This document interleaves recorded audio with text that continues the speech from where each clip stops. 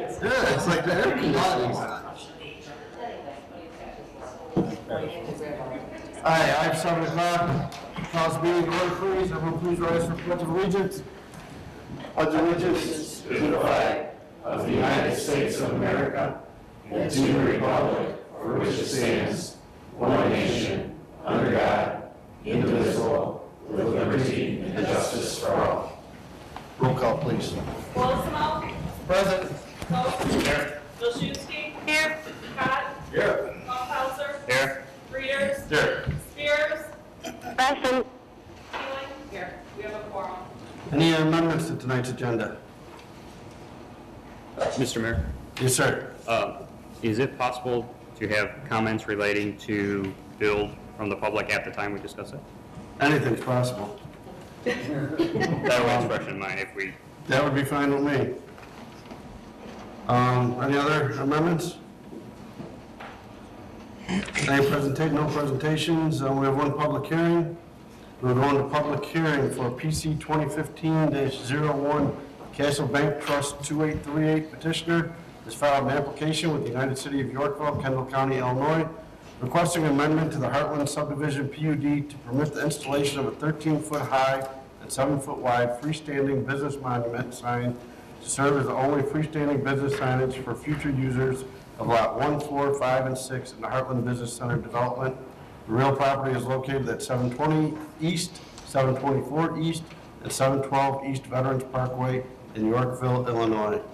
Do we have any members of the public who would like to comment on this petition?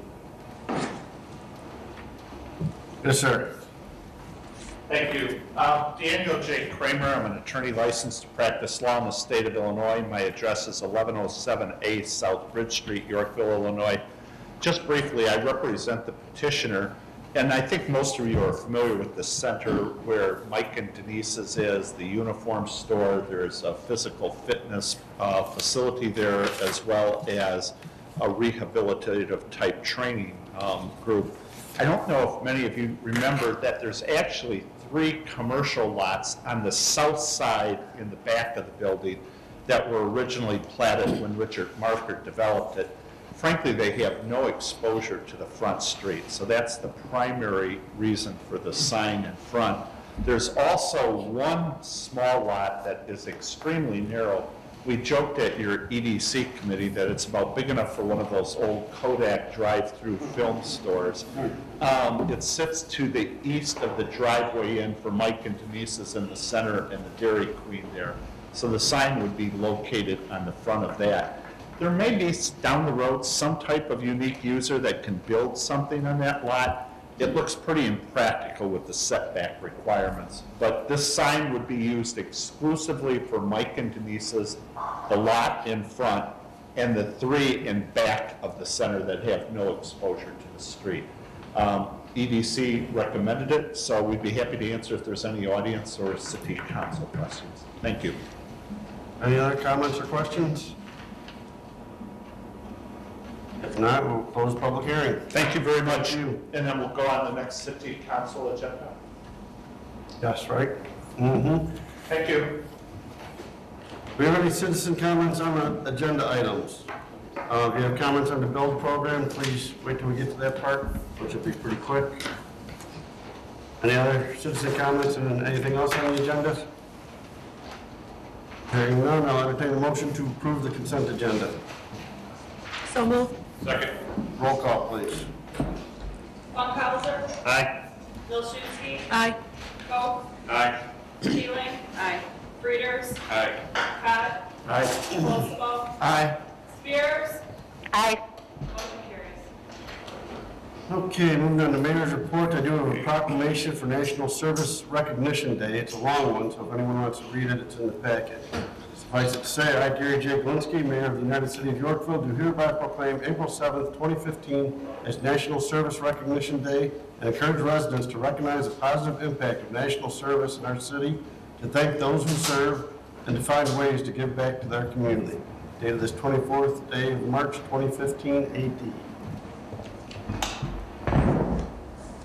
Next, I'll entertain a motion to approve an ordinance establishing a special service area number 2014-2, 2800 State Route 47, Wrigley, and authorize the mayor and city clerk to execute. So moved. Second. Comments or questions on this? Roll call, please. Vogt. Aye. Teeling. Aye. Readers. Aye. Pat. Aye. Walsall. Aye. Funkhauser. Aye. Olszewski. Aye. Spears. Aye. Motion carries.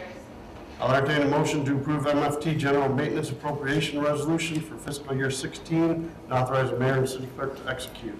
So moved. Second. Comments or questions? Roll call. Teeling.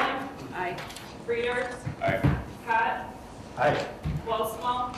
Aye. Spears. Aye. Funkhauser. Aye. Olszewski. Aye. Vogt. Aye. Motion carries. No Public Works Committee report. I will turn it over to Alderman Coe for the Economic Development Committee report. Okay, I need a motion. The first item is I need a motion to approve an ordinance terminating the build program and authorize the mayor and city clerk to execute.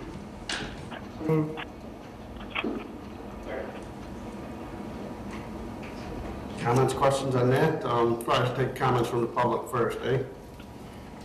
If anyone from the public has comments on the build program, please come forward. State your name for the record and sign in, please. Sure, good evening. Omar Rodriguez with Ryland Homes. Sorry, I can't talk and write at the same time.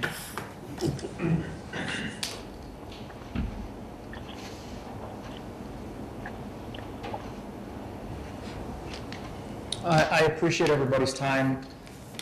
Reason I'm here today, obviously, is found out, I think, late last week that there was the potential that the build program would be terminated. I felt it was important to come personally and kind of address the potential action that might take place today. You know, Ryland, I think, was kind of one of the newer builders in Yorkville. We acquired Windett Ridge in 2013 after you know, it went through its struggles. We're happy to be here. We're excited about the opportunity and have experienced some success at Windett Ridge in turning the community around, kind of revitalizing it, et cetera. I think that a large part of that success is due to the build program. I think that the build program is a program that really has, better than we ever could, reached out to potential home buyers and put Yorkville on the map as a place that not only they might want to live, but also as a place that wants them. We have seen a large number of our home buyers participate in the Yorkville build program. I think specifically, and I think you all saw the letter that I wrote, but specifically I think the main demographic that benefits from this program is generally the first-time home buyer, younger family. I think those are the individuals that would be impacted by its sudden termination most. I think that as I look at kind of the demographics in our sales, you know, 70% of these sales are FHA, VA home buyers who use this program to make sure that they are situated not only with a new home, but that there's a nest egg or furniture or all of those things. I think that that's an important thing. You know, the millennial generation, one of the things that they fear most is they don't want to be house poor, right? And we certainly don't want to put them in that position. I think that the Yorkville Build Program really takes a lot of those people that would potentially be renting and or in their current situations and draws them to the city. And I think that it's been a great program. I think that, you know, terminating it today, I think sends a, you know, very, quite frankly, a negative message to the people considering purchasing in Yorkville. You know, we have 9 sales now. We got another sale last night. In backlog, 5 of those are planning on participating in this program. I guess I'd ask what the plan is for those individuals. In addition, you know, we've got a bunch of people that we've set expectations for. And one of the biggest things with selling a home, right, is you're asking someone to make quite possibly the largest investment of their life. And that takes building trust. So I think that the other thing to consider here is the potential negative impact over the near term of the builders in the area kind of losing the trust of potential home buyers. And quite frankly, those people choosing either not to purchase or looking elsewhere because they feel like they were misled. So I think that this is something that I'd urge you to strongly reconsider. I think that it's we understand that there's the potential that June 30th is an expiration date. That's been an expectation we set from day one, but to terminate it prior to, I think, is going to have a pretty significant impact on not only our community, but all the new construction communities in Yorkville. Thank you. Thank you.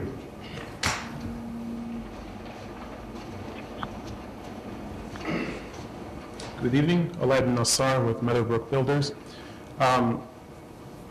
Echoing a lot of what my colleagues' comments were, I think it would be a big mistake to end the program early. Quite frankly, I was shocked that this was even up for discussion. I just happened to email one of the staff members asking about the potential for an extension, since we just got an extension down in Manuka on the very same program.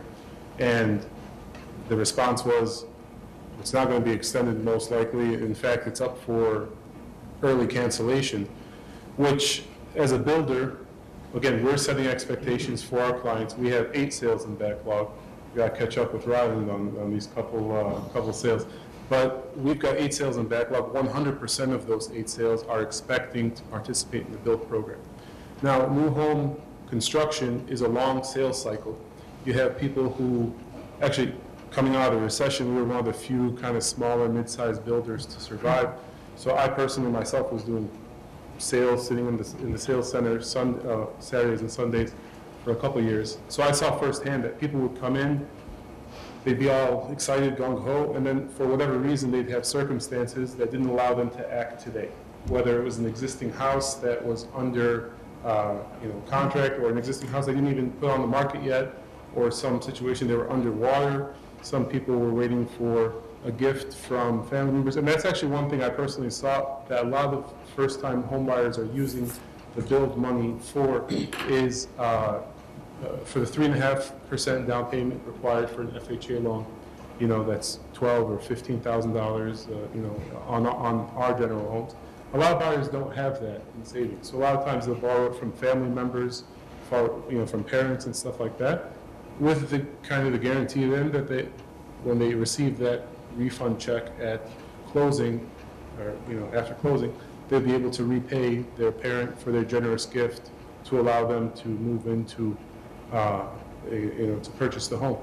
So again, I think there's a couple issues that I was disappointed on the communication. We've been in Yorkville. We've spent several $1 million buying 160 acres back in '05, which we still own over on 47 right across from Windet Ridge, and then spending some other money that we didn't have acquiring Blackberry Woods, having some success, but not nearly the success to just cancel the program, in my view. So again, I was emailing the staff to see when I could come in here and try and convince you guys to extend it through 2016, and not be surprised that it was being canceled early, because I can tell you for a fact that some number of those 8 sales we have in backlog are relying on the build program to move forward to purchase. And if it's canceled, we call them tomorrow and say, hey, sorry, it's no longer available. We can knock $5,000 off the price.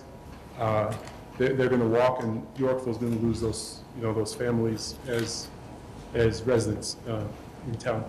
So again, I would urge you guys to extend, to not cancel it today, and then to even consider extending it through the next year. Because if I understand the math, if you get, say I do 10 fewer permits next year, and Ryland does 10 or 20 fewer permits next year because of the lack of this build program, well, then the budget gap that I understand you're trying to fill, that's going to be even larger than the $5,000 concession on your end, and the builder's matching it for $5,000 too. So it's not, I just don't understand the assumption that the sales are going to remain the same or increase without the build program, I think is a flawed assumption and is not real. So that's all I have to say. Thank you. Thank you, Lynn.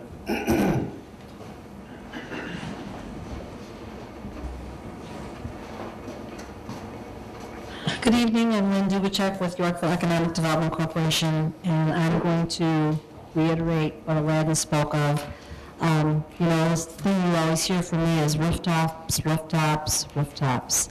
In 2013, there were over 80 permits issued for single-family homes. In 2014, the number went down to a little over 70, so there was a decrease in the amount of permits.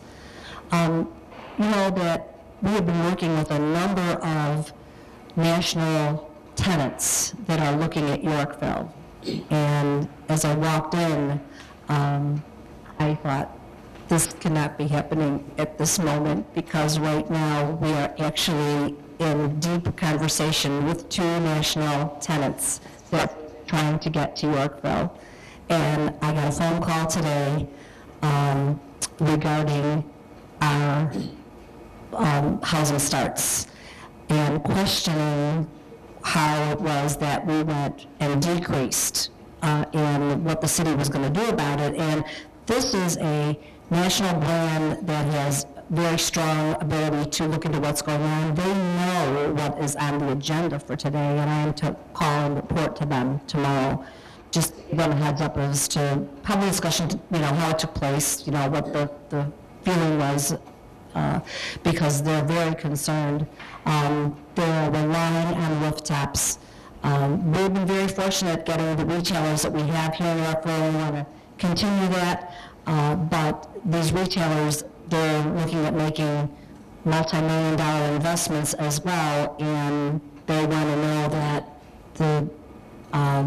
the rooftops will continue to be built in Yorkville. So I would ask you, I would be so bold to agree with Aladdin and not only say, please don't stop this program today, but please consider continuing it beyond June 30th and into 2016, because I think ultimately what we need to get the attention of the national retailers that we want to get here is rooftops. Thank you. Thank you, Lynn.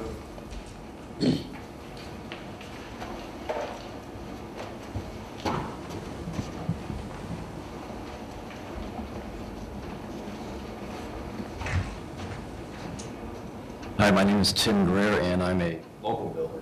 I've been here for 20 years, and I think this is probably one of the better programs you guys have put into place. It's definitely jump-started Yorkville in its growth. For a while there, we weren't building anything, and then once this program started, I went from building, I'm small, so I went from building 4 or 5 up to 10 and 12 a year.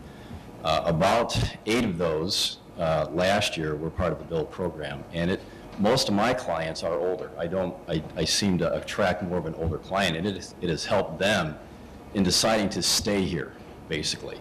Now, I have brought people in from Sandwich and Oswego and from Morris, basically all over.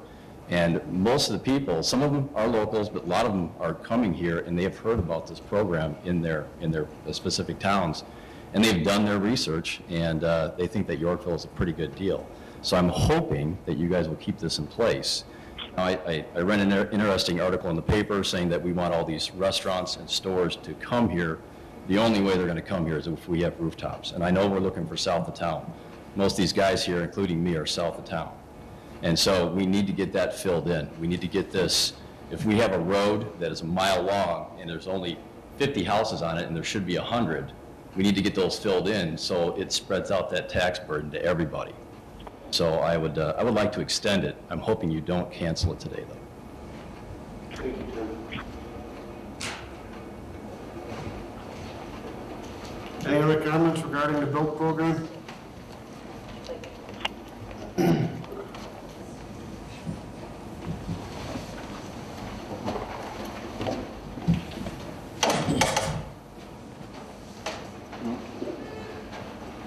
Hi, my name is Clayton Marker. I'm a resident of local builder and local developer. Been here about 15 years. And really just piggybacking on what Tim and Lynn have said, you know, what was it, 6-8 months ago, we did the city had conducted a study that cost them what, $30,000-$35,000 to try and figure out what it was going to take to bring that commercial development to the south side of town. You know, they brought in different people, different members of the community to speak with some of these developers, to speak with this focus group and try to figure out what it was. Well, it was a really simple answer, and that answer is just trying to get more population to that south side of town where these developers, like Lynn was talking about, will try and turn that key to do something down there. And this is a program that, that really has helped a lot of people like Tim. And when we talk about, and I know it'll help Ryland and it'll help a lot of the other people that are here, but this type of program helps the small developer, helps the small builder. You talk about wanting diversity in your town and wanting those rooftops and those landscapes to change. The smaller guys that may not have the capital to come in and do that type of thing and throw out 30, 40, 50 houses at a time. This really gives them that ability to work with that individual, the homeowner, to create that one-of-a-kind house. The things that we do, the things that Tim do, the things that Bill McHugh does. A lot of those types of builders that can come in and create that innovation and do a development like what we did with Heartland. I mean, because really right now in the economy, everyone wants to think that it's great. On our end, it's not. You know, it's not easy for me to go out and get a development loan. It's not easy for Tim to go out and get a loan to get a bunch of lots. So anything that we have to try and help us stimulate our end to bring people in helps. I mean, every little bit, and that's what this program has been doing for Tim. You know, we've been more in the development end for the last 10, 15 years down here. We're gearing more down with Heartland Meadows back into the building stage as we evolve a little bit here and there with what the market's doing. So this program will help us. I mean, we're talking about over 55 people for us. This program will look very attractive to them. Something like that to try and help them out. So I hope that you look at those things and look at you know, your own study that you would look for in terms of trying to bring in commercial development. We need the rooftops, and I think this program has done a good job to try and do it in a very tough time. And I think it's something that we should probably consider continuing. Thank you, Clayton. Anyone else? All right, now we can open up to the council. Comments, questions? Larry? I'm going to start out. The proposal that we're voting on right now would end the meeting. Is that correct? Correct. No big surprise or secret that I supported this from the beginning, and I still support it. I also understand at some point a program like this is going to have to end, hopefully when the economy gets to a point where we don't need it any longer. But number one, I don't support shutting it down immediately.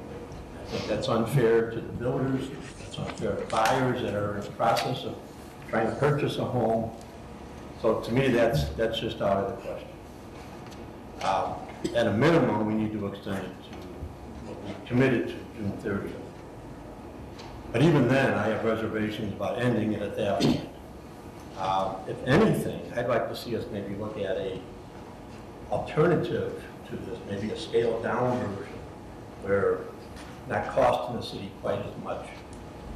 And speaking of which, this spreadsheet that we received, if I understand this correctly, these are expenses that we've lost because of the program, is that correct? Revenues, foregone revenues, yes. I know I'm asking for a lot, but I'd like to see, this is just one side of the story. I'd like to see a similar stat sheet that shows increase in taxes from these houses coming in, not only property, but sales taxes. Sure. I mean, that's obviously going to offset this number to some extent. Yes. Approximately $40,000 per house, $250,000 more added to the local municipality, not including the permit fees of sales tax, things that I buy and people that I employ. So it's per house. Alderman Funkenhauser and I, prior to the meeting, had done a quick back-of-hand calculation I believe it was over the past 3 years, just the additional incremental property taxes from build permits alone was about $140,000. So, you know, that's, I don't remember how many build permits have been off the top of my head, but, you know, there is a net amount that's not factored into the budget discussion that, you know, I really wasn't prepared to talk about in full until we were actually going to discuss the finality of the project. But I guess the bottom line is I'd just like to see us try to find a way to continue. Like I said, I do not support shutting it down right now. I can see it go beyond June 30th if possible. Chris? I'm going to echo this.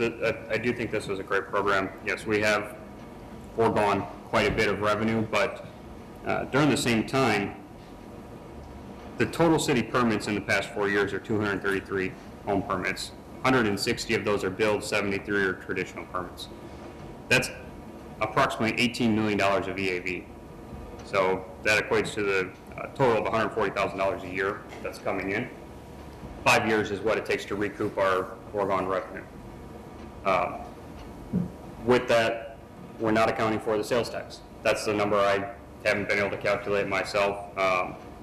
But there is a benefit because, yes, they're spending money, the new homes are spending money on, you know, whatever they have to get in town, motor fuel tax, those revenues are coming into the city.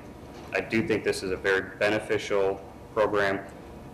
We do have developers and builders that have made financial commitments to the city. They have purchased property. They have made these commitments on the understanding that the program would run till June. If we back off on our commitment that we've made that this will run through June, we do send a negative message, as Omar said. This is a program that they are relying on to continue. I don't want to put them in a hardship position where they're going to lose contracts based on a decision we're making, since we put this program in place and we had a commitment to the builders for this program. I'm in agreement that this should be continued further, whether it's the same program or if it's modified a little bit. That's something that we need to talk about in our budget. I know staff is recommending terminating the program after June based on our budget discussion. I'd like to see us find a way to keep that in there based on what we're seeing is a potential revenue to the city in the long term. When we talk about empty neighborhoods, lots that are undeveloped, and you have gaps in these neighborhoods, the way to fix that is to put new homes on there. We're spreading the cost and the burden of maintaining these roads, these infrastructures we have, on a smaller scale. If we can fill these in, everybody, you know, we're becoming whole with the community, with the neighborhoods, once we fill in these vacant lots. That's what it's gonna take to help us offset the burden of paying the higher taxes to maintain our roads. And it's also gonna help us to achieve our goal of getting some additional retail in the southern part of the community. The study we did, $30,000, it did say rooftops. I mean, that's the result we're getting from the retailers. All in all, this is a good program. Our builders are here. I want to continue this. I wholeheartedly support it and think that we should let it go at least through June and talk about the options, what we're going to do moving forward. Yes, ma'am. I also agree with Alderman Pratt and Alderman Funkhauser. I ran into Billy McHugh, and he had the same sentiments that all these other builders had, that they have contracts in place, and to shut it down immediately would be a problem for his clients. So I just wanted to, you know, speak for him too. I did run into this. And I just think, I always supported this program. I thought it was a great program, and it has worked. And, you know, this is shocking, but then when you think about the revenue that it is bringing in, thank you for bringing that to our attention, Chris.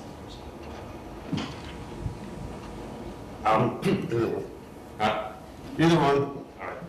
Yeah, I think it's a contract we made, and I believe you got to honor that, so I wouldn't be supporting turning it tonight. The one issue I think we do have to address, and maybe these builders can help us a little bit there with some ideas, is the dollars that we waive for the water and sewers. We're talking about a major project in Countryside that we're going to have to tax everybody's water bill, or the proposal is a large amount again, and that's the problem that I see with, we got to figure out some other better ways of doing this. take it. Yes, sir. I think the idea originally came up because we're trying to figure out a way to fill some holes they're more of a short-term struggle. So when you start discussing ideas, okay, how can we fill in that hole right now? We're not looking in the future, we're not looking at the long-term benefits of getting more rooftops into Yorkville. And I think one of my major goals with the initial conversation was, okay, well, what can come of a conversation like this? And that's why I'm glad you guys showed up. Thank you very much. There's probably more people that have talked at city meetings since I've been here. But learning about what makes your business thrive is kind of what helps us make better decisions. So I think while I'm now kind of veering toward not even considering canceling it until the June date, but is figuring out a way that we can also, like what you said, kind of address some of these bigger problems that have been sitting here for a while. Because we're not a council that's going to keep kicking the can down the road anymore. We kind of have to do something. So to talk about this right now, okay, what happens if we cancel it? Well, now we know. So I'm not going to screw your 8 houses. I'm not going to screw your 9. I'm not going to screw your 10 or 12. If you guys can double those this year before June 30th, I would definitely appreciate that. But at the same time, I also want to see a way that you guys can work with city staff to figure out a way to make this kind of beneficial for all 3 parties. Because the city can't keep on getting screwed. Not that we're getting screwed now because it is a long-term investment, but there's holes now that need to be filled. And it's going to take more than just a bunch of people saying, well, let's take it away. Okay, let's leave it. Than anything to get this thing fixed. So I think from my opinion, I'm definitely of the opinion that it makes sense to leave it until June like we agreed. But there's got to be a better way because 720 grand over the past 5 years isn't a big deal, but Countryside is going to be 8 mil, and that creeps me out. So if there's some way that we can figure something out before June 30th comes and we can agree on that to start July 1, I'm looking forward to that more than I am canceling anything. Yes, sir. Well, I've never supported the bill program, but I do agree with what the aldermen are saying today as far as June 30th. I think, I mean, it was my idea to cancel the program. I'll be the first to admit that. But after hearing you guys and reading the emails and things I've received, I agree. If we said to June 30th, let's leave it to June 30th and let these guys honor their contracts. I don't have an issue with that. The fundamental problem with this program is it sounds great, but there's not 3 parties, there's 4 parties. The builders, the new homeowners, the city, and the existing homeowner. And I think the existing homeowner is the party that's being left out of the conversation. We're talking about raising the sewer fees and the water fees and all that and putting it on the back of the current resident because we're so hungry to get that new resident. But when do we stop adding the burden and the weight onto the back of the current resident? That's my problem with this program. If that burden wasn't shifted to the current residents, of course I would always support this program. But what the statistic that we're not taking into consideration, because really it's unknown and it's very difficult to figure out, is how many residents have said, enough is enough. I can't afford Yorkville anymore. My taxes are going up, the schools are going up, the county's going up, the township's going up, my water's going up, my sewer's going up, everything's going up. Guess what? I'm moving out of Yorkville. I can't afford, or I'm forced to move out of Yorkville because my house is now in foreclosure. So that's the 4th party that we're forgetting about. So it sounds great for the first 3 parties. The city can say, look at all our new rooftops, and the builders, of course, are making their money selling the house, and the new residents are saying, look at my pretty check that I get when I close. But we're ignoring the 4th party, which is that resident that is forced to move out of Yorkville, loses their home, goes into foreclosure, is on a fixed income, and can no longer take the burden of the costs that we are shifting to them because we are so hungry for that new resident. And I understand why we're hungry for that new resident. But what about the vacant houses now that are starting to pop up? They were built 5-10 years ago. So that, and I agree with you, Alderman Frieders. Let's figure out a solution that still makes the builders happy, but figures out the hole and the problem that we've been ignoring, which is the water and the sewer funds, which keep getting depleted and keep going down, and that's the real issue. Of course, it'd be nice if we can double our permits, but who's paying that expense? And right now, it's clearly the homeowners, the current homeowners, and I don't think that's fair. So I will agree to continue it to June 30th because I think that's the fair thing to do. These people have contracts and we don't want to go back on our word. But we've got to figure out something that actually works and something that actually is going to address that 4th party if I'm going to support the bill program after June 30th. Anyone else? Okay, good conversation. I think we're going to be bringing this back to EDC. Staff can start looking at other things, but it sounds like it's definitely going to go on until at least June 30th, and maybe toss some ideas around for what happens after June 30th. So we will take a roll call vote. A nay vote continues it till June 30th. Roll call, please. I'm sorry, Mr. Mayor? Yes, sir. The vote before us, though, is to terminate it immediately. Correct. Right, so you'll vote Whatever nay. we vote now is either going to terminate it or... It'll go on until June 30th. Right. So we're clear on that. Yep. Reuters, Nay. Cott, Nay. Colosimo, Nay. Funkhauser, Nay. Vilchewski, Nay. Koch, Nay. Teeling, Nay. motion fails. Okay, thank you all for coming in this evening, and feel free to reach out to staff with any ideas you may have, or even attend the next Economic Development Committee meeting where we'll be discussing what we're going to be doing after June 30th. Thank you again. Okay, Ken, we have another one under EDC. A motion to approve an ordinance approving the third amendment to the annexation agreement of Yorkville Farms Development, or parentheses, of Yorkville subdivision, and authorizing the mayor and city clerk to execute. So moved. Second. Comments or questions? Yes, sir. I'm going to be voting for this simply because the staff is recommending it, and we put a lot of weight in our staff, and they're the professionals, and they're the full-timers, and they're the ones that are looking into it. So I will give them the courtesy of voting for it because that's what they're requesting. But I can't say I'm overly thrilled about it. I mean, a payment was missed. We enter into agreement with people. When we have to make payments, we make them, like the bill program. When we have payments owed to us, I expect them to be made too. So I'm not really thrilled about it. I doubt I would have I doubt that I would cast a vote for a further extension down the road. So as a courtesy to the staff, I'll vote yes, but I am not pleased in the least bit. Yes, sir. I'm going to echo his sentiments. The fact that the packet kind of reads the play-by-play, saying that it was due in October, and then nothing happened, and we sent them the default letter, and then we come to this, so they want to pay for it 3 years down the road. Had this happened a little bit differently, I grew up where you don't ask for forgiveness, you ask for permission. I know that it's sometimes easier the other way around. But it sets a bad precedent that a Christian school is going to be defaulting on a loan, and then there's no attempt at communication. But then we have to then give them 3 extra years, and we talked about this. This was a big deal a while ago. Now, because everybody seemed to be forgotten about it, we're not supposed to expect cash that was supposed to be, paid in October. So I'll say the same. I respect you guys to no end, so I'll take your recommendation and I will vote for it. But this is, in my layman's terms, ain't cool. Yes, sir.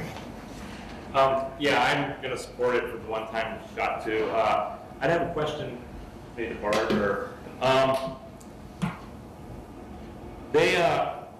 have they spent any of the dollars yet that on the improvements at all, or has that been at a standstill?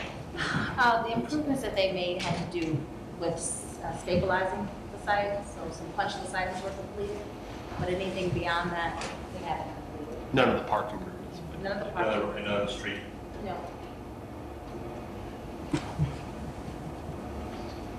Yes, sir.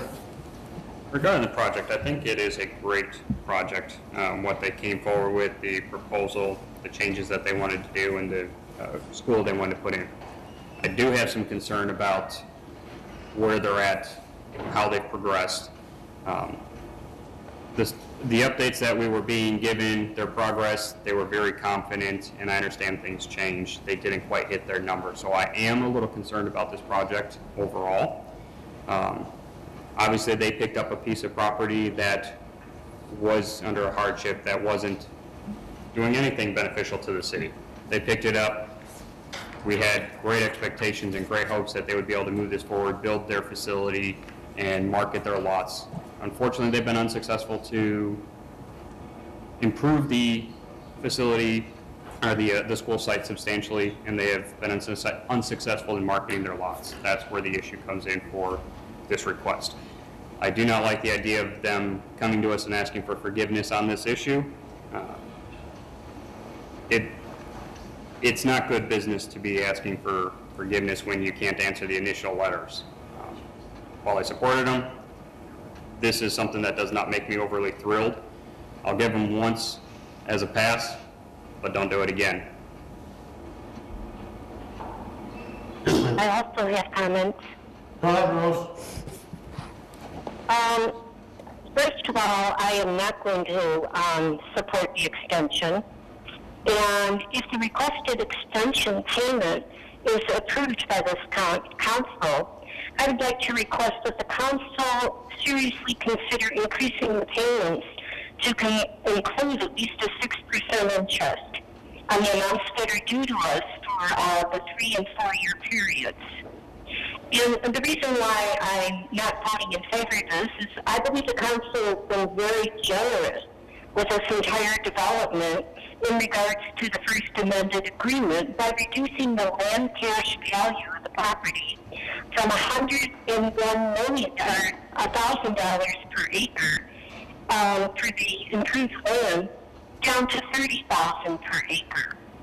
And there are several developments in Yorkville that have experienced very slow residential sales. However, they met their annexation agreement obligations to the city. And recently we have just learned that the state is cutting funding for various grants, including park grants, whatever. And I believe at this time the $33,800 obligation is definitely needed by the Parks Department for development. So based on all of that, I will not support their request. That's it. I guess my problem with this is not only did they not pay, it wasn't addressed in a timely manner. So, okay, we forgive them, but then we're going to extend it out 3 years. You know, I could see them saying, hey, we didn't meet our expectations, can we extend it a year? But it's like not only asking for us to forgive them, but then to give them this leeway of 3 years for $33,800. So I have kind of a problem with that. Maybe if it was like for, next year we could address it or something, but just extend it back out, I don't know. I'm not comfortable with that. Well, my question is, what is the alternative? If we don't extend it, it just goes into default and then we never get paid and the project is done. So, I mean, I don't know that there's an alternative, and I think this has been in discussion for a while. How long? I mean, I remember since December. Yeah, I heard about this a while back. And when was it due? It was due in October. Okay. We sent them letters. It was brought initially in November, and then we had a formal memo prepared in December. Right, and I mean, honestly, if we don't extend it, the alternative is it's in default, and then nothing happens with the project ever, and then we never get paid that anyway. So this just gives them some time to find students or whatever they need to get into the schools so they can build this and get it done. So I'm going to support the extension. Yeah, we had brought up in committee the idea of shortening that time window. I forget the actual reason behind it.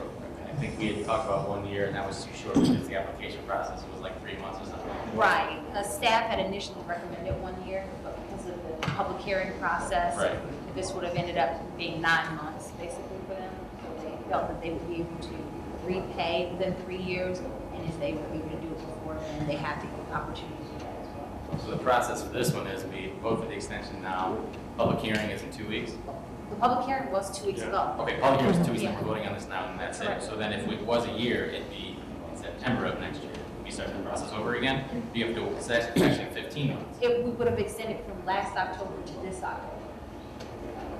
So when are we gonna get our money? When do you expect the next check?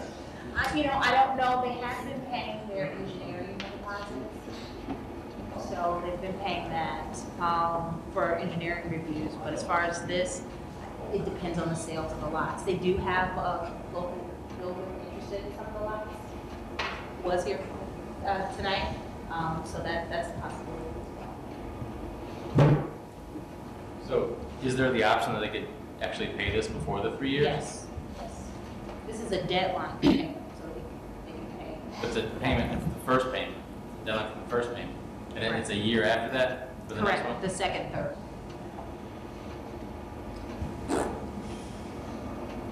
Anyone else, Chris? I mean, something like this, if they started selling lots next year, they could sell 20 lots. They'd still have 2 additional years before they would have to pay us. Can we put a trigger in? You can amend it however you like. I mean, would that be, is it possible to put a trigger for, even partial payments if we, once they start selling proportionately per lot? I mean, is that something we could put in there so that we can at least, in lieu of waiting 3 years, put a trigger in there? If they sell 5 lots, then that triggers partial payment. Is that rational? It hasn't been discussed with the developer yet, and they're not here tonight, so it'd have to be something that we would take back to them to delay the process. So. Anybody else have objections to that as an amendment? So, delay the process longer than 2 years? No. No. The ultimate deadline will not change. Right, But it would only delay us passing this right now. It would delay us 2 weeks before we pass this, but basically if they sell, say, 5 homes, that's a trigger. They have to pay us a proportion of the total that's due, instead of waiting 3 years before the first payment's due. It's where pay as you go. Pay as you go. Carl? I kind of like that idea and would like to explore it more because really from a business perspective, no interest, there's zero incentive to prepay. I mean, if I was the developer and you gave me 3 years, tomorrow if I sold 100 lots, you'll get your money in 3 years. You're not getting it tomorrow, so, and that's just a pure business decision, so.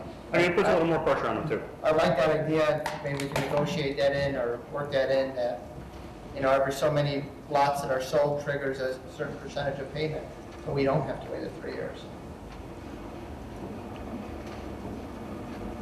Will we maybe table this for 2 weeks and take that proposal to them? Need a motion to table? Motion to table. Second. Roll call. Todd? Cosmo? Aye. Spears? Aye. Funkhauser? Aye. Maschewski? Aye. Coe? Aye. Teeling? Aye. Readers? Aye. Motion carries. Okay, going on to Public Safety Committee report, I will turn it over to you, Alderman Colosimo. I would make a motion to approve an ordinance amending the requirements for distilleries and authorize the mayor and the city clerk to execute. So moved. Second. Comments, questions?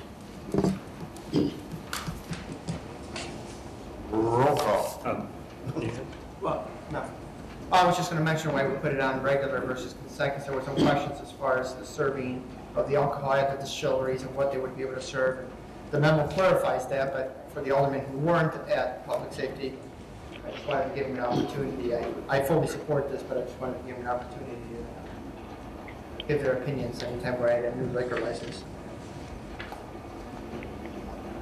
Roll call. Cosmo? Aye. Funkhauser? Aye. Maschewski? Aye. Coe? Aye. Teeling? Aye.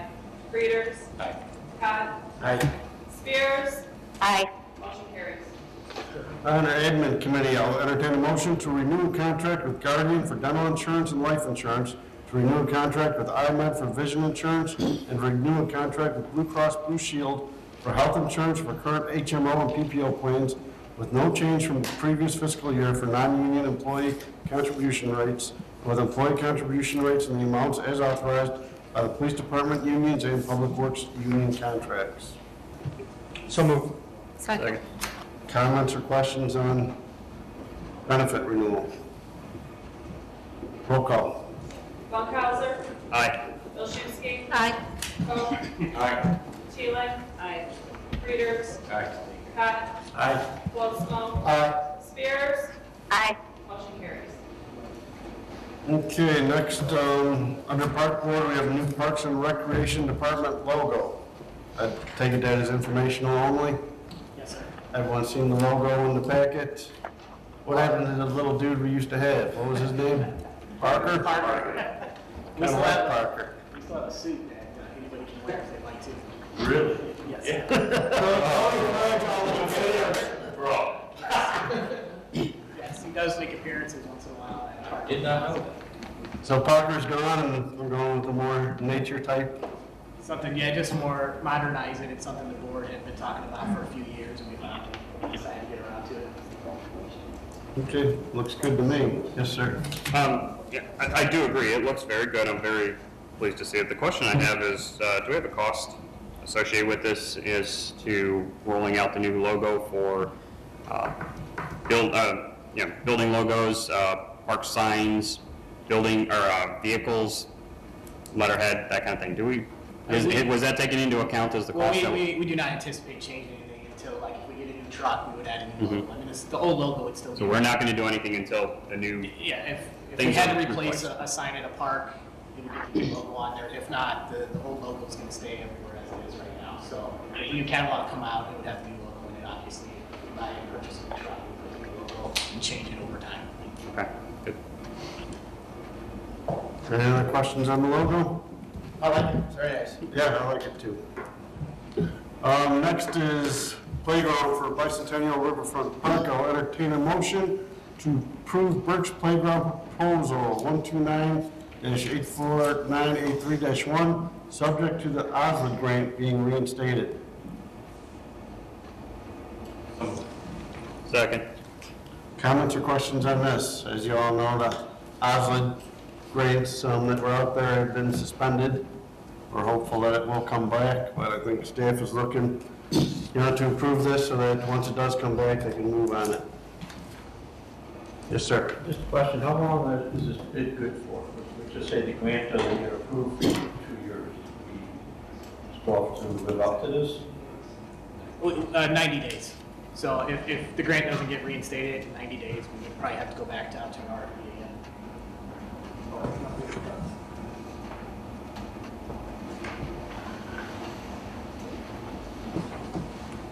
Yeah, I'm fine with it as long as we don't pull the trigger until the grants.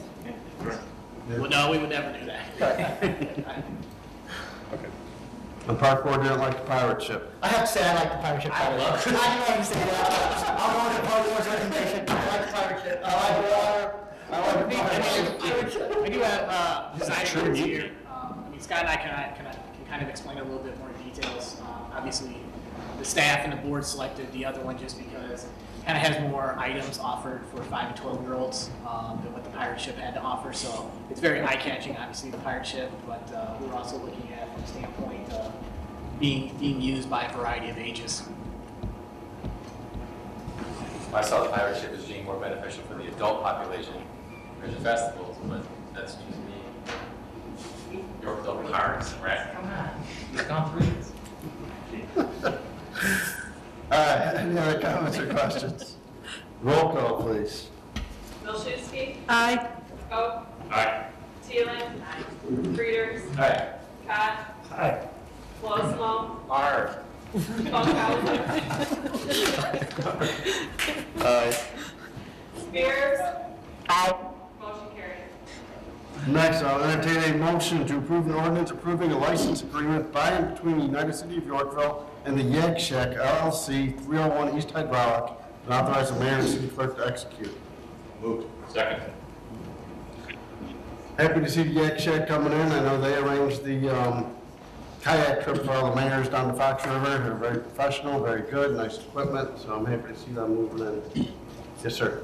I would just add to this, when we originally did with Geneva down there, this was the 2 candidates. They were the other candidate, and we chose Geneva, but I'm glad that they came back. Yes, sir. Are they providing essentially the same service as Geneva? Or is there something Actually, different? Jeff Brown is here to answer any questions. I would say I think he'll be more localized. He'll be more based out of the building where Geneva was more trips and things of that nature. I believe in our discussions that he's looking for more actually doing things here in Yorkville, and that being his main focus. He can answer some of the things that he'll offer as well. I will be more locally based, but there will be excursions as well. I plan to use the course for instruction. I'm a CWA whitewater instructor for ACA. I also kind of do recreational fishing in the area, what have you. So yeah, it'll be much the same, including interviews as well. Down in Geneva was heavily focused on their trips, and they neglected some of the local stuff, but I mean, this would be a nice change. Yes, sir. If the grant is reinstated and we go forward with construction down there, do you see an impact on your business model, having construction in front and behind the building that would be detrimental, that may compromise your ability to operate?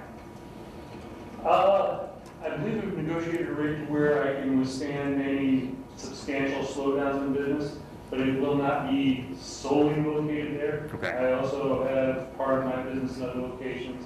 I'll be doing runs in Shorewood all the way out to, well, close to Rockford. But I also, because it's whitewater based, I'll have other opportunities for venue, whether it be South Bend, Wausau, Racine.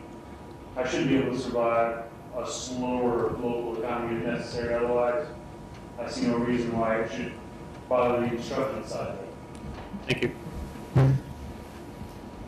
Anyone else? Roll call, please.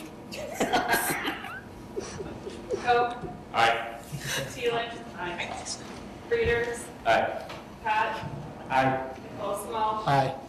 Bunkhauser. Aye. Wilczewski. Aye. Spears. Aye. Motion carries. Any city clerk report? No report. Any community and liaison reports? Any staff reports? Yes. I had that community report. All right, quicker, come on. Actually, I just wanted to address something because I've gotten phone calls and I've gotten caught on the street in my neighborhood about an SSA in Countryside, and I just want to let the public know that that was not discussed in City Council or in Public Works. I'm not sure where this came from, but I've gotten a lot of phone calls, and like I said, I've gotten, stopped on the street and just, and I just would, like, even if the mayor would say something about it, or whoever else is on Public Works, this is not anything that the City Council has discussed. I think it was an editorial in the newspaper that's for. Okay. A letter to the editor. Okay. Yeah, maybe our friends in the media could put something out there that the city council is not considering an SSA for Countryside. No, what's it? I can see the headline. Thanks to the editorial work of the Record, the council has backed down from their proposal.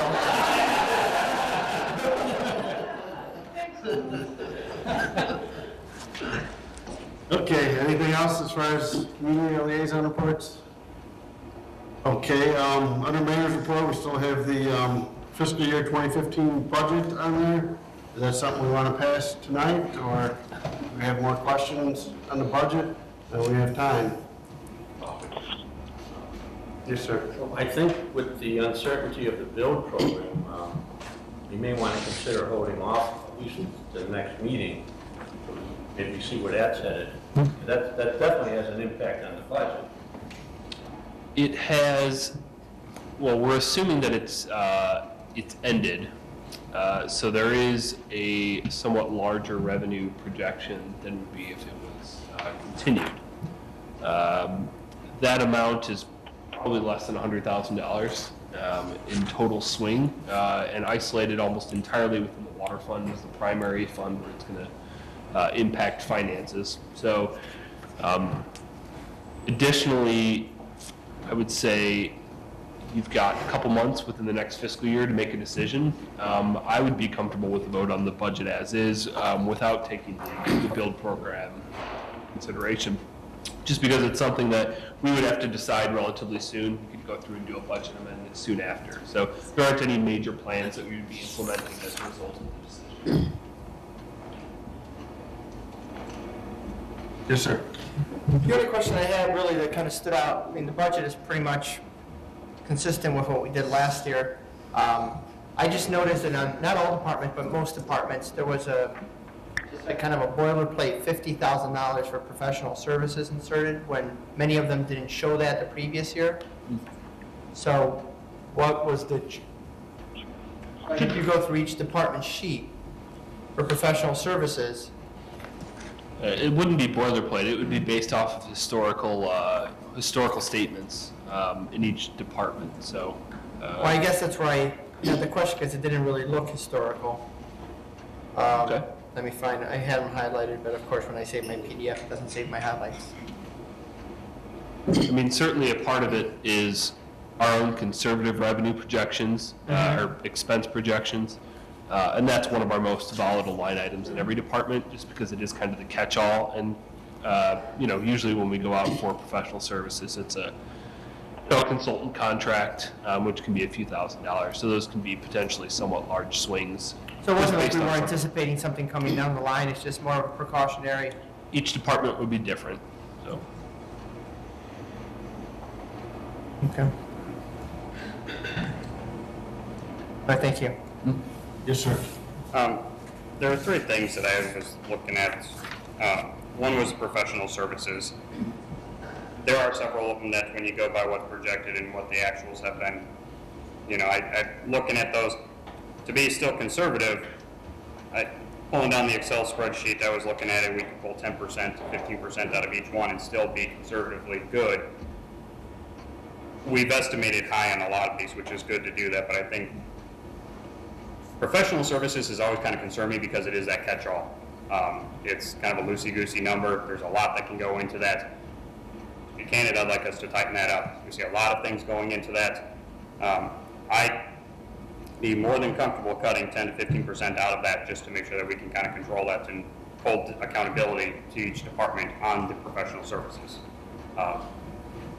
With that one being said, the next one is one that, based on what we've talked about, this is probably going to get a little pushback, but training, conferences, travel, and lodging. It's been underutilized for several years. And to that point, it's been underutilized because we had to make some cuts. We had tight staff that we couldn't spare the time for them to go out and do their training and meet those obligations. I do want our staff to go out and get the additional training, go to the conferences. I want that utilized. With that being said, is there some ability to pull that number down a little bit based on what has been used? Can we incrementally bring that back up? Because candidly, some of these numbers are double, triple, and a couple are quadruple based on what the expectations are for staff to go to some of these functions and to be educated. I want to be conservative on what we're budgeting, what we're proposing, but I don't want us to be jumping too far out there. Some of these pieces, they're very small. If you take 10% out, 15%, it's not a lot. But when you go through every single line item, they start to add up to tens to hundreds of thousands of dollars. That's the second one. The third one I want to talk about is a big one that I think we're not in a position to move forward with yet, and that's the water study. I was looking for it in the water fund. I didn't find the specific line item for that, but if I remember, that was about $260,000. This is obviously an issue that we need to look at. We need to be planning for our future. This is 4 years down the road. But we're in a tight budget right now. We have some constraints that we need to deal with. $260,000 on a water study, that's going to be something that we need to make some policy decisions that can take 5 to 10 years to implement, and then actually going through the process of implementing the whole water study can take a while. Seeing the results is going to take 20 to 30 or 40 years to see that benefit. If we push it off for 2 or 3 years, is that going to hurt us? I don't think so. But in this budget, I don't think it's appropriate to put in a $260,000 study for the water systems when we're having our concerns. We're not adding our police officers this year. We're having issues with our vehicles, our equipment. We have failing equipment in the police department. We have failing equipment in public works. Those are more concerning to me in the immediate than doing a water study that we are dealing with for 40 years from now. It's not that I don't see it as an issue. I think it is a great thing to look forward and to make sure that we are planning for our future generations. But I'm not going to support a budget that has the $260,000 water study in there. I think we can better appropriate that money to things that we need now, that because of the tightened constraints that we're looking at, I think we need to pull that. If I could go through a couple of those items. Yes, you may. The professional services, it's page 304 of the PDF of tonight's packet. It's budget memo, page 25. That contains a general narrative of all the items in each of the department professional services line items. So in admin, for example, it's the minute taker, AT&T phone maintenance, safety deposit box expenses. Police, it's on-site shredding, laser fees, radar certifications, background searches, those type of things. So each department has their own unique set of professional services that gets coded out of that line item.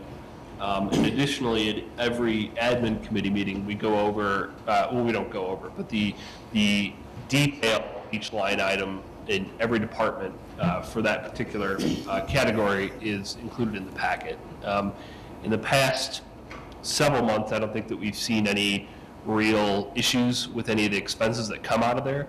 And so we get into the conversation where we can certainly ratchet it down, and some of that might not get spent. And the issue always becomes, since that's the most volatile one, we want to make sure that we build in enough contingency within that line item so that if something does come up in the middle of the year, we can appropriately say, without having to struggle to flip through line items, we can spend it out of here and we'll still be within our budgeted maximum. So I think you'll find that each department over the past few years has spent that pretty judiciously. And so, we always end up with a little bit of extra at the end of the year. So it could be ratcheted down. It's just probably not going to have an overall impact where something's not going to get spent as a result of it. There's going to be the fixed expenses that come in every year, and then some unforeseen expenses that come out of that line item, which are usually just a conversation that we have at the department head level and say, we have to do this, so we're going to have to cut from elsewhere to do it. So on the training and conferences, certainly the past couple years have seen expenditure amounts that have been far below what's been budgeted. For a variety of reasons, even though we put in the budget memo that, I expect each of the department heads to be up to date on training, certifications certainly, and then I also want them to start thinking bigger picture than just what goes on day to day in their departments. To go to national conferences and really think big picture hasn't occurred for whatever reason. Maybe they didn't think that the national conference was worth it one year. It was in a location that they thought was too expensive. It's something that I'm going to continue to push, and hopefully it gets utilized. But the other thing that's happened within the past couple months has been we're focusing on supervisor training. We're going to the communities of excellence. So those expenditures in fiscal year 15 are going to go way up over past historical because we are spending the money. And then additionally, I'm in leadership training this week, and then we're talking about sending Public Works union members to operator training, so physical equipment training. So there will be an uptick in fiscal year 15 because we are actually sending people now to training that costs a few $100s for a day or a week, depending on the actual training. And so those amounts will be closer to what we budgeted in fiscal year 15. So I wouldn't necessarily recommend we reduce it just because you're going to see that the fiscal year 15 numbers are close to what we budgeted. On the water study... Before you go to the water study... I have vocational people that are up for licenses this year too that don't have, it's like every 3 to 4 years. Sure. So those will be larger expenses this year. Okay. On the water study,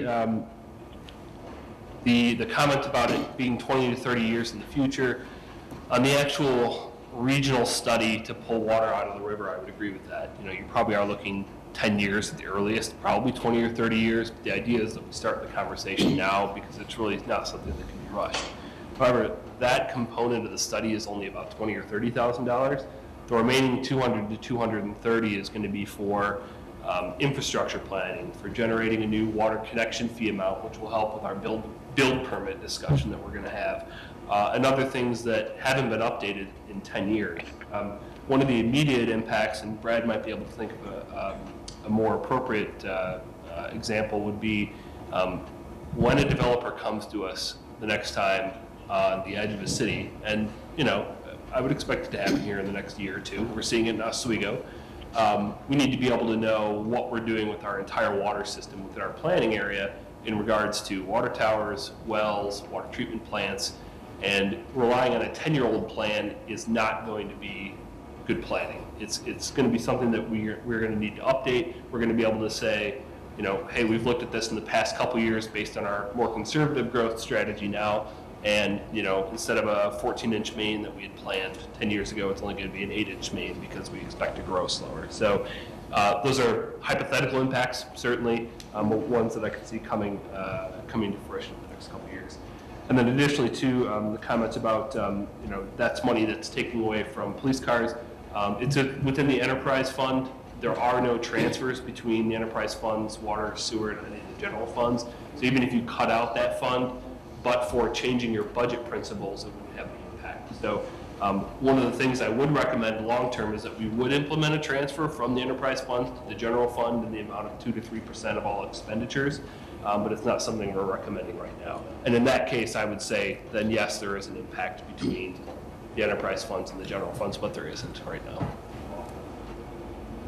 So for clarification on the water issue, if we do authorize the 260, it is our intention to do those studies and everything in this fiscal year. That's not correct? I mean, that's why you're asking for it in this? Yeah, that's why we've got it budgeted. I think it's about an 18-month project, though. So some of it would bleed into fiscal year 17. Just to alleviate the budget this year, I don't want to kick the can, but if we're not going to use it in this fiscal year, then we shouldn't budget for it. And, let's figure out what we're going to do in 2015 and authorize that payment. And if it's going to go into the next 6 months, we'll authorize that in 2016, when that pay point, or 17, sorry. It would if our rate structure wasn't built in with a 5-year assumption of expenditures.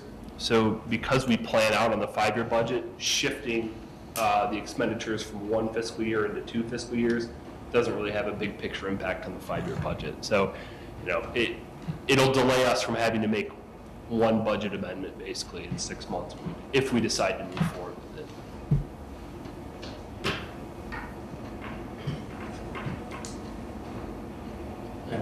Yes, sir. Does any of that 260 factor into the discussion of joining with the other 2 municipalities in the area to get water from the river?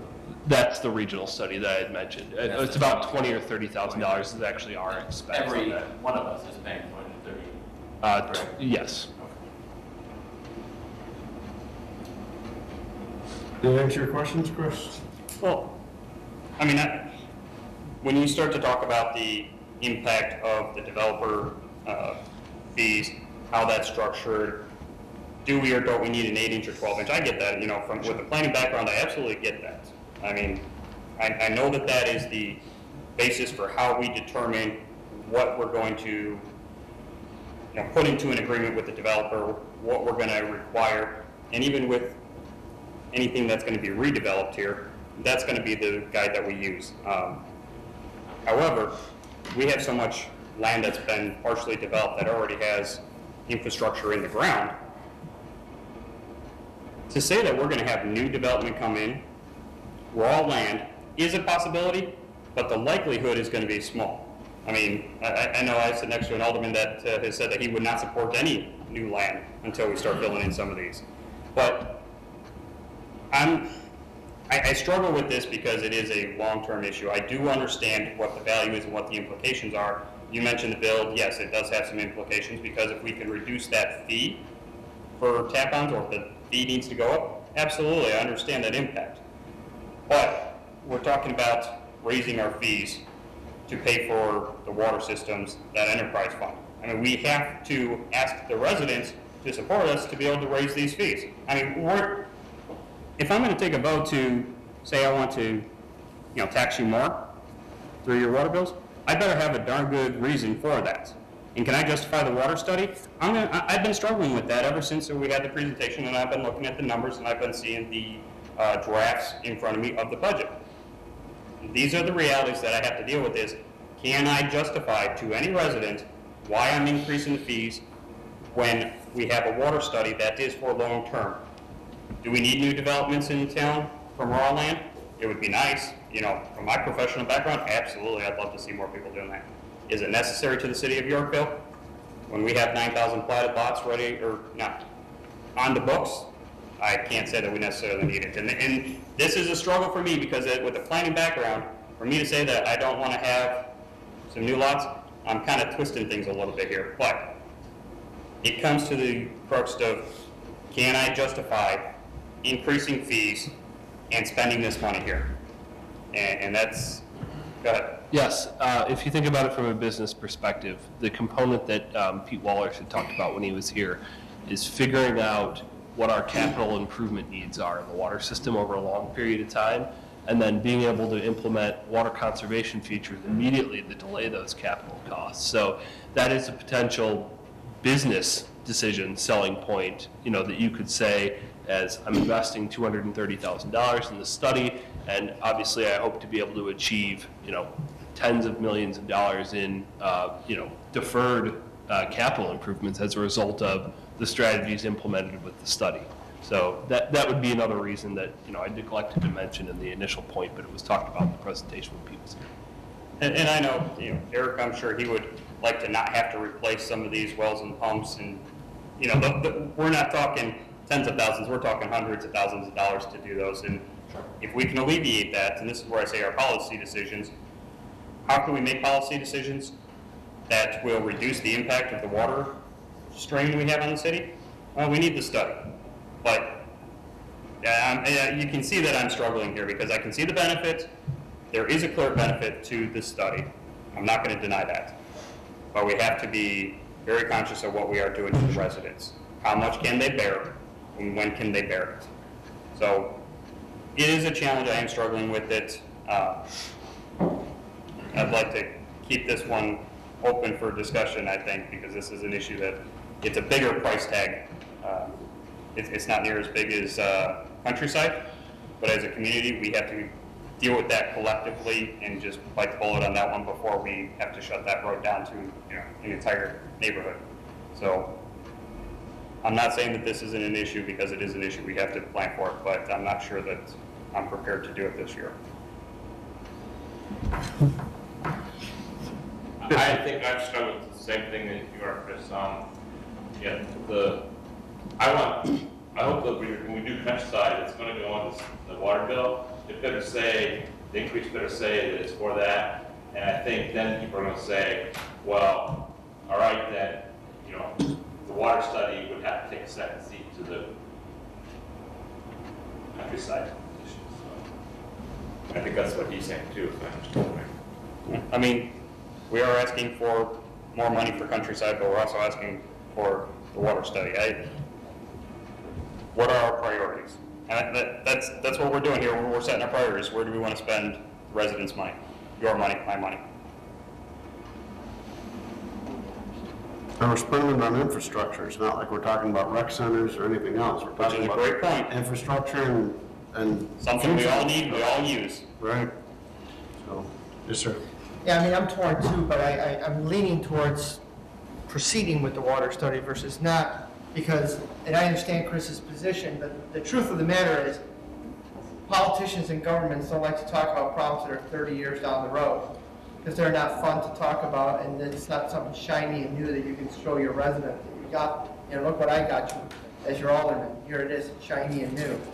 But the fact of the matter is, based on the studies, and Pete knows what he's talking about when we talk about these water issues, these are some legitimate and serious issues that we have.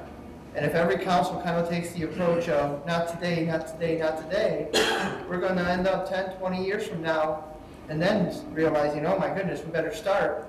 And now we're going to be behind the 8 ball. So I'm not a big fan of it. It's a lot of money.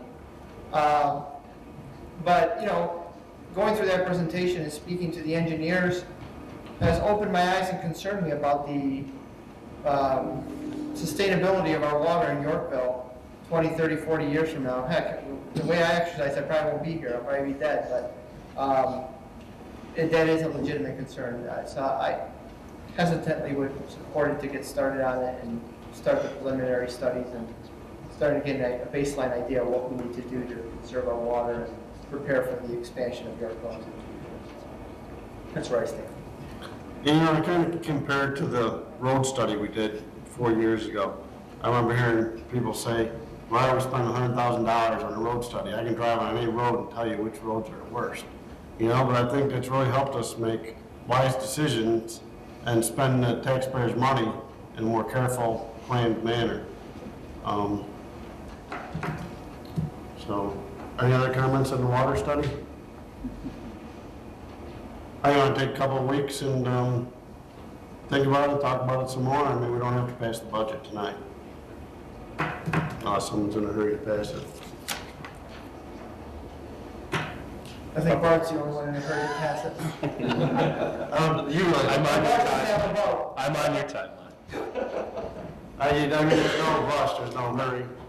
No, I think if people are really having doubt, I mean, think about it for 2 weeks, you know? I mean, it's, you know, it's a big decision, it's a lot of money. I mean, I understand Chris's dilemma perfectly. You know, I struggle spending $250,000, but.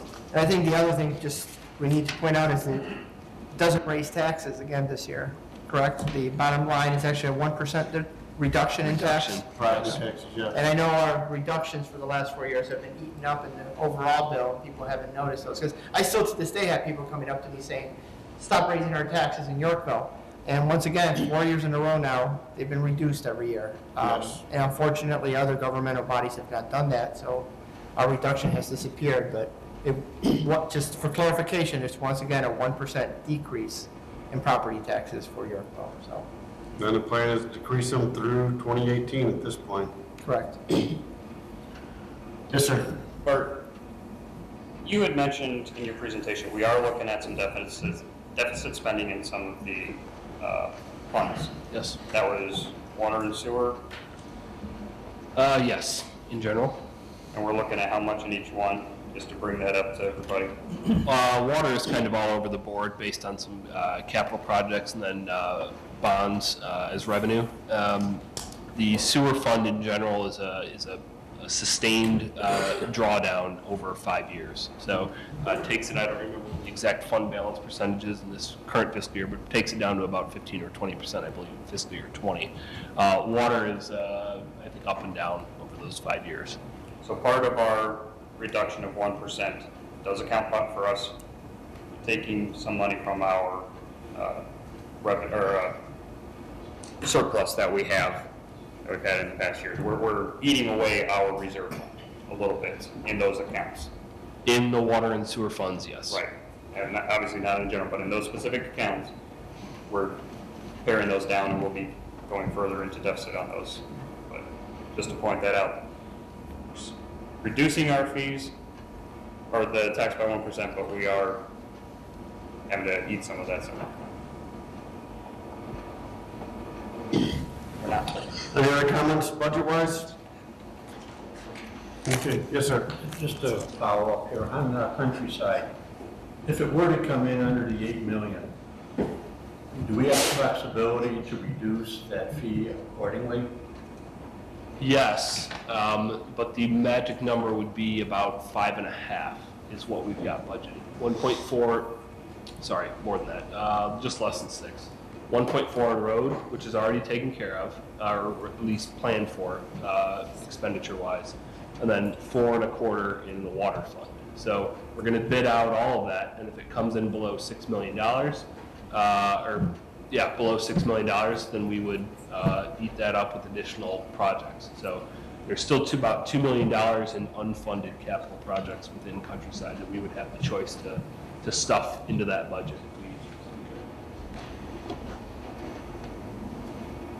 Yes. Just on that kind of, when we authorize our contracts for engineering, those are proposals. Part of it, I mean, the estimates are percentage based. Obviously, you guys look at everything, you come up with a solid fee. Correct. Correct. But there is no adjustment based on budgets or projects that come in under. I mean, Game Farm Road is a great one. That was a significant reduction in what the actual fee for the whole project was, but the engineering stays the same. Because of how, I mean, you guys do a detailed analysis up front. We're not taking a percentage on those projects, correct? It is an actual estimate. Based on man hours? Based on man hours, not a percentage of the project.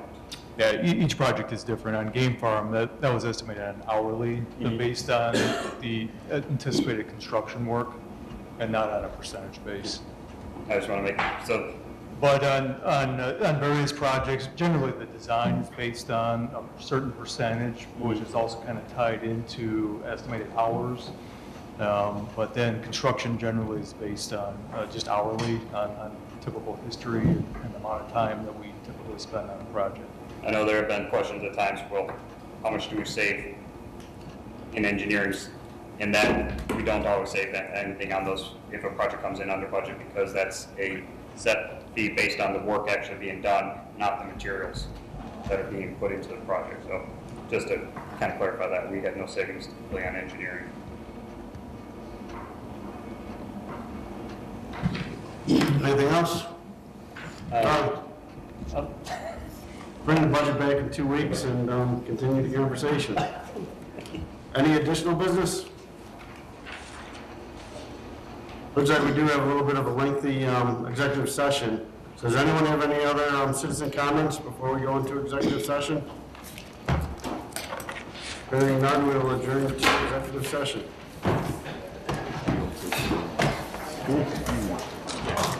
Gary, I think, Tom, he needs to state the reason to go in executive. Oh, litigation and going into executive session for litigation and discussion of closed meeting minutes. Enough?